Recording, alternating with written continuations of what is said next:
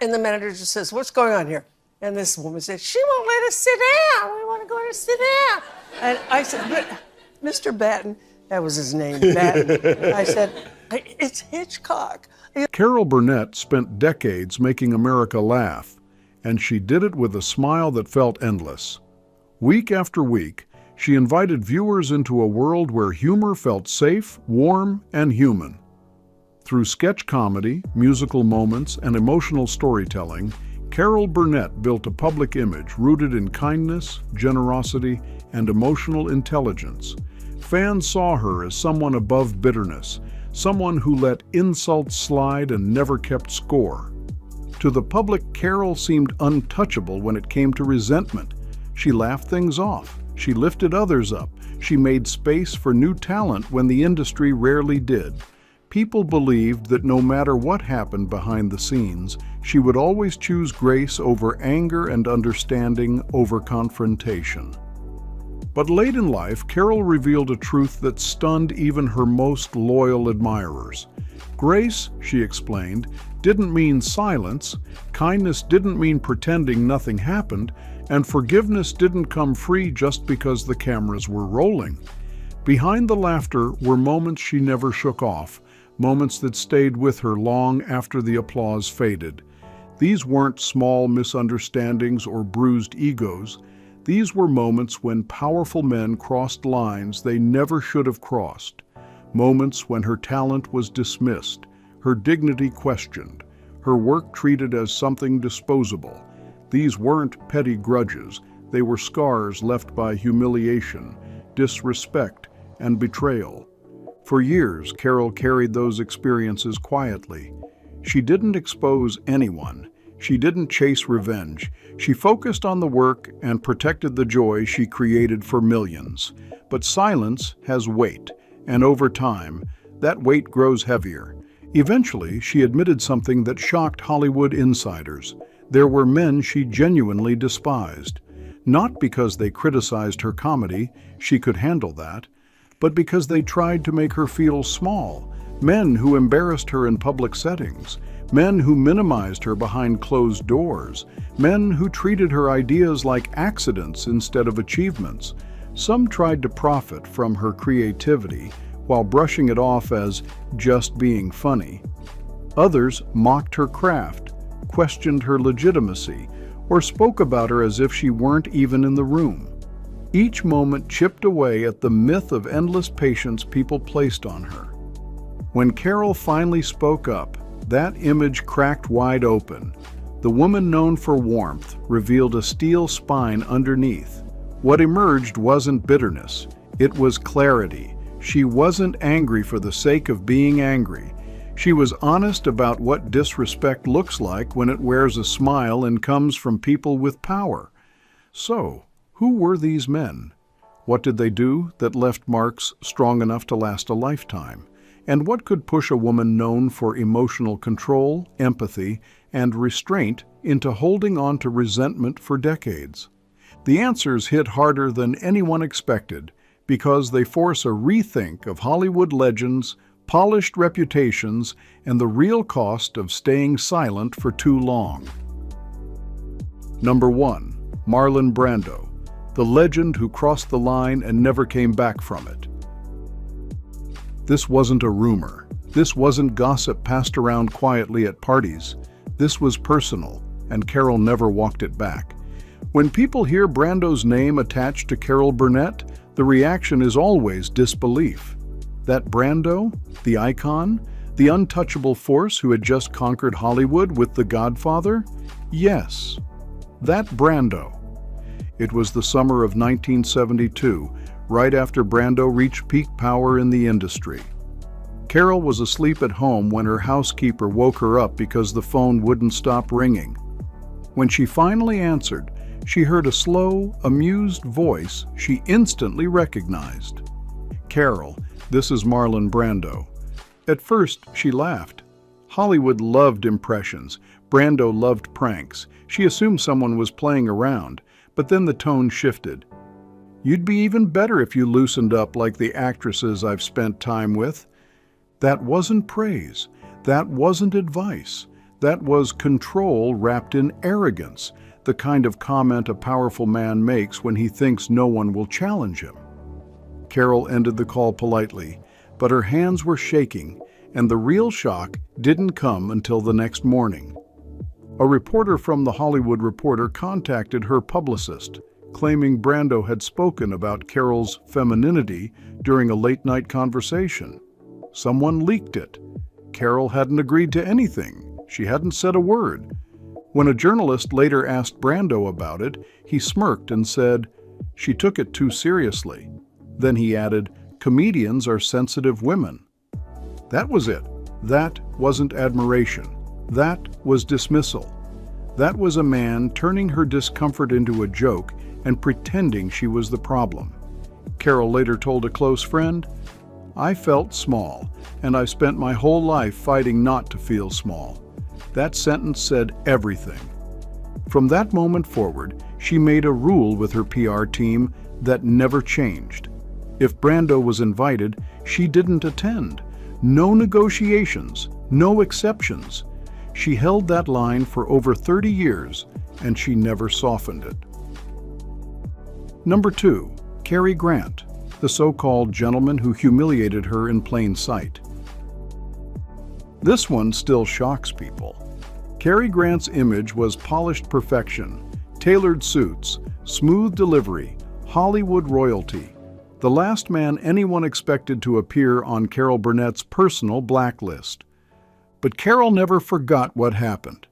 It was 1968 at a Beverly Hilton gala, the kind of event dripping with fake smiles and quiet power plays.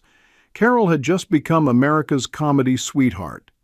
Cary Grant was seated at the center table, receiving a Lifetime Achievement Award like a king holding court.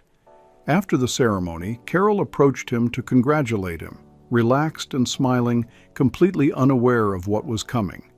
A director nearby tried to spark a friendly moment and said, "Cary, you've seen Carol's show, right? She's got the whole country laughing." Grant didn't hesitate. He smirked and, loud enough for multiple tables to hear, replied, "Laughing at what? Waving her arms around making faces? I don't understand why people find that appealing." The room went quiet. This wasn't playful teasing. This was public humiliation delivered with precision. Carol froze. She had handled hecklers before. But this was different. This was a legend belittling her craft in front of the most powerful people in the industry. She never forgot it, and she never excused it. That night burned into her memory as a reminder that even polished icons could cut deep when they chose to. Carol Burnett kept her composure the way she always did, steady, calm, controlled. She didn't snap back, didn't raise her voice, didn't create a scene, but as she turned to walk away, the damage was already done, and Cary Grant wasn't finished yet.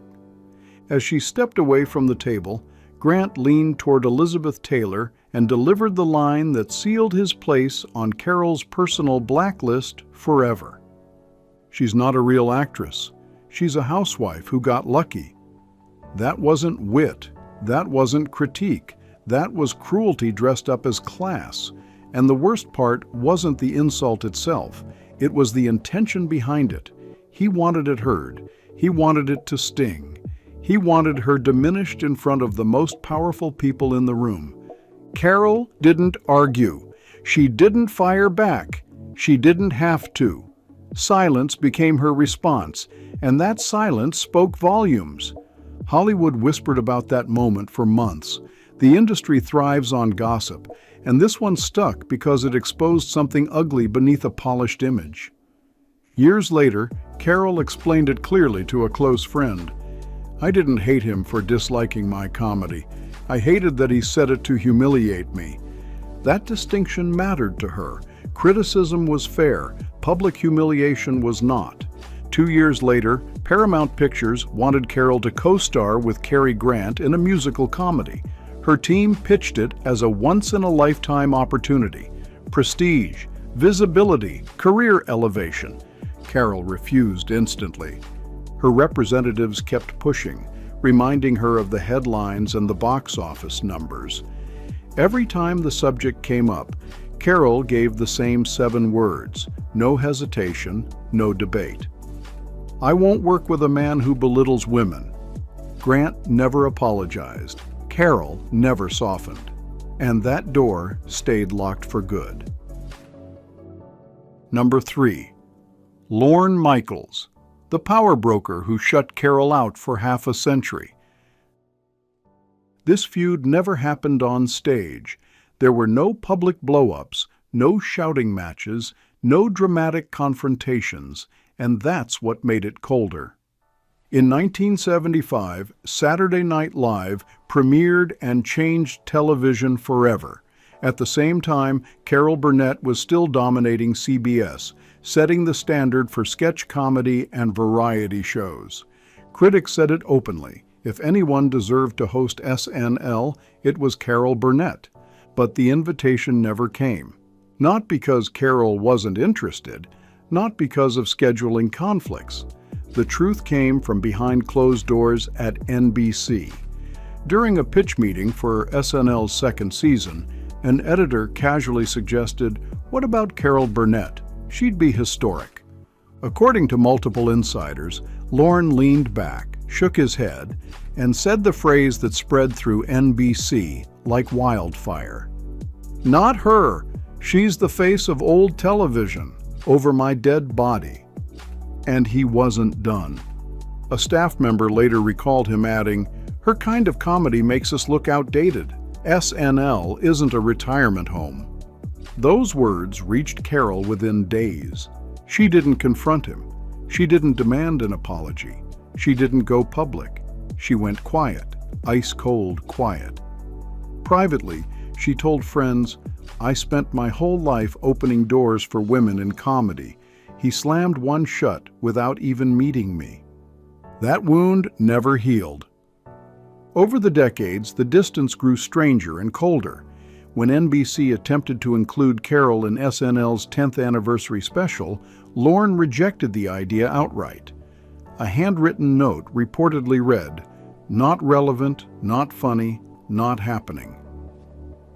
Carol never saw the note herself, but she heard the story, and that was enough. In 2023, when asked if she regretted never hosting SNL, Carol smiled calmly and replied, "They didn't need me, and I learned I didn't need them either." That was her final word, and the relationship was never repaired. Number 4, Harvey Korman, the trusted partner who broke her heart on set. This one hurt the most, and not because it was loud, but because it was personal. Harvey Korman wasn't just a co-star to Carol Burnett. He was family. He was her creative mirror. Audiences adored their chemistry, timing, and mutual respect. Hollywood believed their bond was unbreakable. 2 performers perfectly in sync. Carol believed it too, until one quiet afternoon in 1974 changed everything. The moment didn't happen during a blow-up or a crisis. It happened during a routine rehearsal at Studio 33. No tension in the air, no warning signs. Petula Clark had just finished her run-through. The lighting crew adjusted positions. Harvey stepped into place for a sketch he'd performed dozens of times before. Then a small lighting mistake darkened his mark. That tiny inconvenience unlocked something ugly. Harvey hurled his script to the floor and snapped at the crew, "How hard is it to do this right? I'm tired of cleaning up her mistakes." Carol heard every word. This wasn't about lighting. This wasn't about blocking. This was about blame, and it was aimed straight at her. The room went silent. Carol walked toward him slowly, holding herself together, refusing to crack in front of her own team. She asked calmly, "Harvey, why would you speak to them like that?" He didn't stop. His voice rose, sharp and bitter. "Maybe I'm done being second on the Carol Burnett show." That sentence landed harder than any insult ever could. In that moment, Carol saw something she never imagined Harvey was carrying. Jealousy. Not frustration, not stress. Jealousy that had been building quietly for years behind laughter and applause. The outburst wasn't about the lights. It wasn't about timing. It was about resentment that had never been addressed. Carol didn't argue. She didn't defend herself. She stepped away from the stage, walked into her dressing room, locked the door, and cried alone. No audience, no cameras, just the realization that a trusted partner had crossed a line she couldn't unsee. 3 days later, Harvey returned with an apology. He looked shaken, reflective, and told her, "I forgot why I started doing comedy." Carol accepted it because kindness was part of who she was.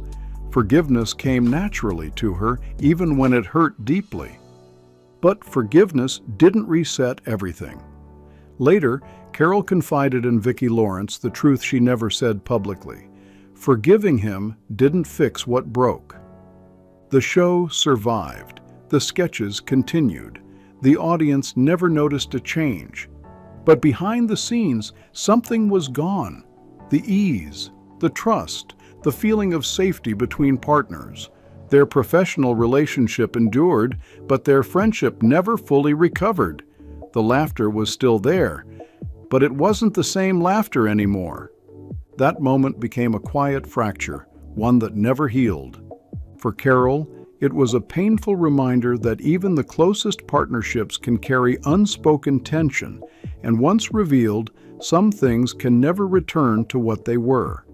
That trust was gone, and she carried that loss quietly, just like everything else. Number 5. Joe Hamilton, the husband who stole her work. This betrayal cut deeper than any insult, any public jab, or any backstage blow-up, because it came from inside Carol Burnett's own home. This wasn't a rival. This wasn't a critic. This was the man she trusted most. To the outside world, Joe Hamilton was everything. He was Carol's husband, her producer, her business partner, the man credited with helping build one of the most beloved shows in television history. They looked like a team, strong, united, unstoppable. But behind the scenes, something darker was happening. What the public didn't know was that Joe was quietly separating his future from Carol's while still using her creativity as leverage. He wasn't protecting the brand, he was repositioning himself, and he was doing it without her consent. The truth surfaced in 1982, long after their marriage had already begun to crack. While reviewing routine paperwork, Carol's lawyer noticed something that didn't add up. Joe had registered a new company, Hamilton Productions, and under its name were several spin-off concepts pulled directly from sketches on The Carol Burnett Show. This wasn't inspiration. This was extraction. One of those projects was Mama's Family, a show built entirely around Carol's signature character, her voice, her comedic DNA, and yet Carol's name was missing. No co-creator credit, no ownership stake, no acknowledgement whatsoever. When Carol confronted Joe inside their CBS office, she expected confusion, maybe paperwork confusion, maybe a misunderstanding, something. She got none of that. Joe leaned back, folded his arms, and delivered the sentence Carol later repeated word for word to friends. "You are the talent. I'm the brain. I know how to handle business." That wasn't confidence. That was control. That wasn't a slip. That was a confession. In that moment, Carol realized he had been planning his financial independence using her work while slowly cutting her out of the ownership of her own legacy. Later, Carol told Vicki Lawrence, "It felt like he took my heart and stamped a logo on it." But even that wasn't the deepest wound. Weeks later, Carol overheard two CBS employees whispering in a hallway. They weren't talking about contracts, they were talking about Joe's new life. Late dinners with a younger editor, quiet meetings, long nights at the studio restaurant. What crushed her wasn't the affair. It was realizing it wasn't new. The relationship had been going on for years while Carol carried the weight of the show, the marriage, and their family. She had been holding everything together while he was already somewhere else. That night, Carol went home, sat alone at her dining table, and finally spoke the truth out loud, just to herself. "I don't recognize the man I married." The divorce filing came shortly after. What followed was brutal. Joe fought aggressively for ownership of Carol's work. He insisted he deserved profits from the very show she built from scratch. The court battle dragged on for nearly a year, draining her emotionally, financially, and creatively. It wasn't just a divorce, it was a war over identity. When Joe died in 1991, Carol didn't attend the funeral. She sent white flowers and a short note that read, "I wish you peace." But privately, she admitted something far more honest. Some wounds don't heal with time, they just settle. Carol Burnett made the world laugh. She gave joy to millions. She became a symbol of warmth and generosity. Yet these 5 men left her carrying wounds she never showed on camera. After everything you've heard, which betrayal do you think cut her the deepest? Drop your thoughts in the comments below. And if you want more hidden truths from Hollywood's brightest legends, hit like, subscribe, and share this story, because there's always more behind the curtain.